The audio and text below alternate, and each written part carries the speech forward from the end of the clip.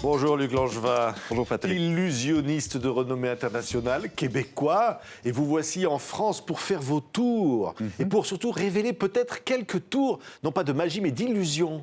Oui, tout à fait. Avec ce livre, La science de l'illusion, où je lève le voile un peu sur certaines techniques que les illusionnistes utilisent. Oui, mais dites-moi, c'est incroyable.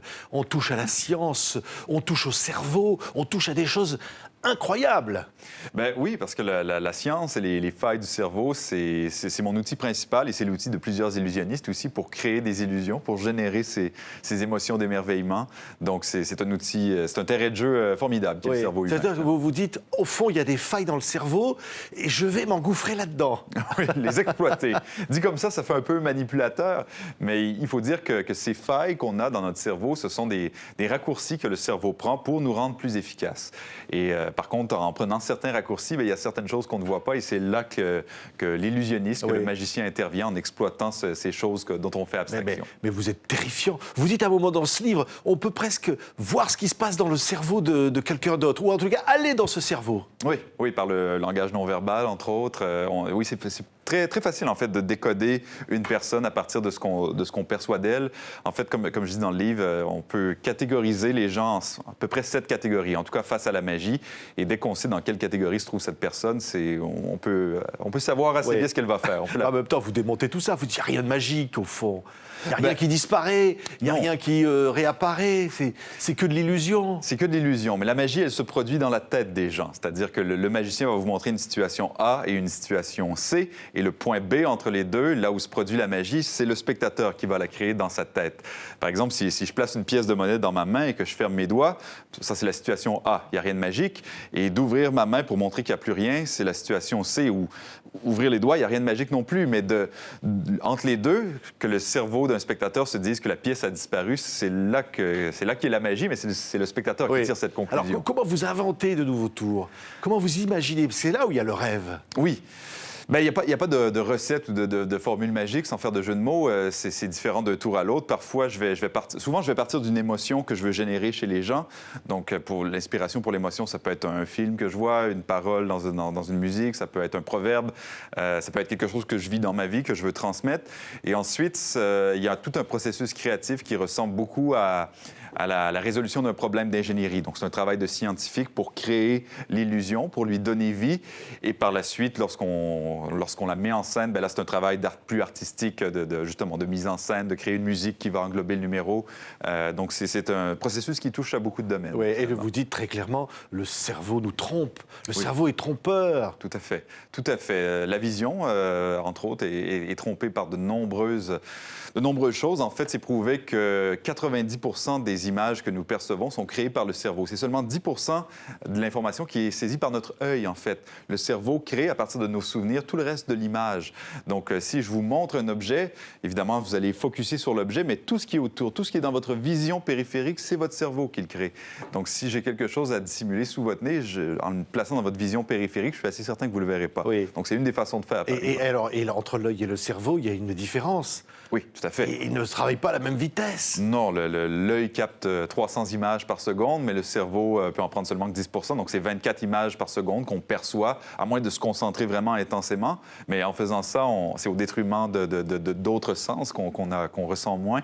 Donc, voilà. Donc, c'est le genre de raccourci que le cerveau prend. Et donc, vous arrivez à piéger des stars. On voit évidemment vos vidéos qui sont virales, on peut le dire, que des millions de personnes regardent à la télévision, chez nos amis québécois et partout ailleurs. Et vous vous amusez beaucoup, finalement, de tout ça. Bien, c'est le but justement d'exploiter ces failles pour créer une émotion d'émerveillement, pour faire rêver les gens, parce que c'est une émotion qu'on vit au quotidien lorsqu'on est tout jeune, lorsqu'on voit un avion ou qu'on voit le Père Noël, mais c'est des sensations qu'on vit de moins en moins en vieillissant, lorsqu'on comprend la société qui nous entoure. Donc, la magie a ce pouvoir de nous replonger dans cet état d'incompréhension, cet état d'émerveillement. Oui, émerveillement, parce que vous aviez toujours rêvé de faire ça, même si vous pouviez être scientifique au départ. Hein. Oui, j'ai fait une maîtrise, j'avais fait une licence en génie physique, donc j'étais destiné à une carrière de scientifique, mais mon rêve depuis le début, c'était d'être illusionniste. C'était ma passion depuis que j'avais 6 ou 7 ans.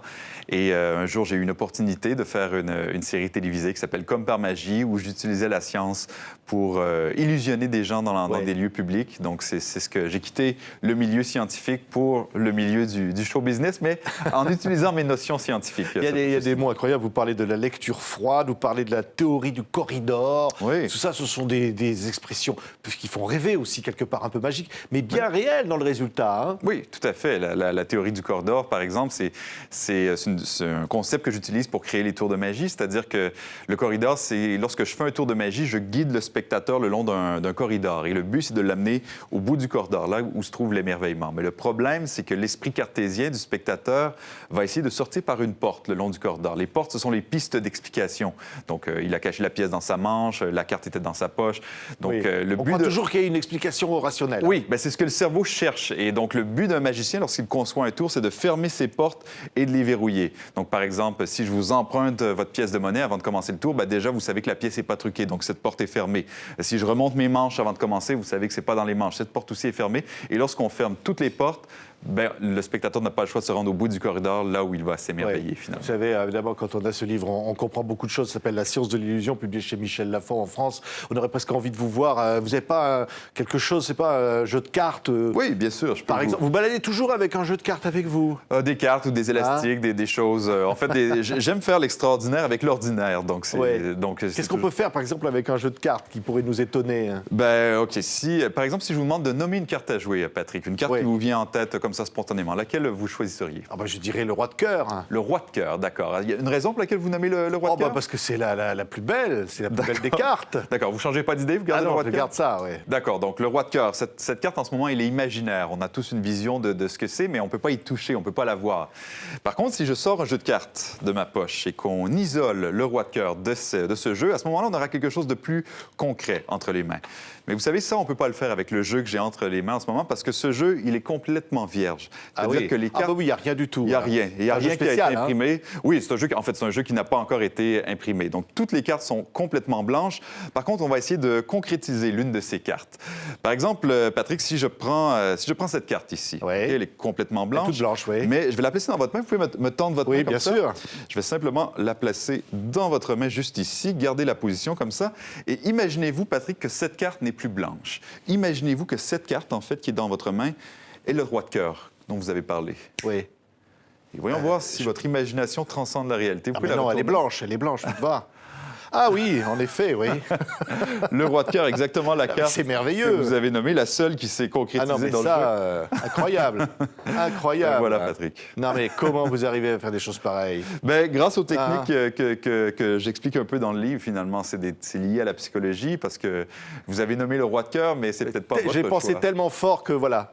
Il est là. Hein. Tiens, je le récupère. Voilà, il s'appelle Luc Langevin. Mais là, il y a plein d'autres tours comme ça, de révélations dans ce livre. C'est formidable. On apprend plein de choses sur le cerveau, sur soi. C'est une recherche. On était ravis, Luc, de vous avoir. Vous nous en réservé pour le prochain coup. Hein. Parfait, c'est ça avec joie. Luc Langevin, merci beaucoup. Au plaisir.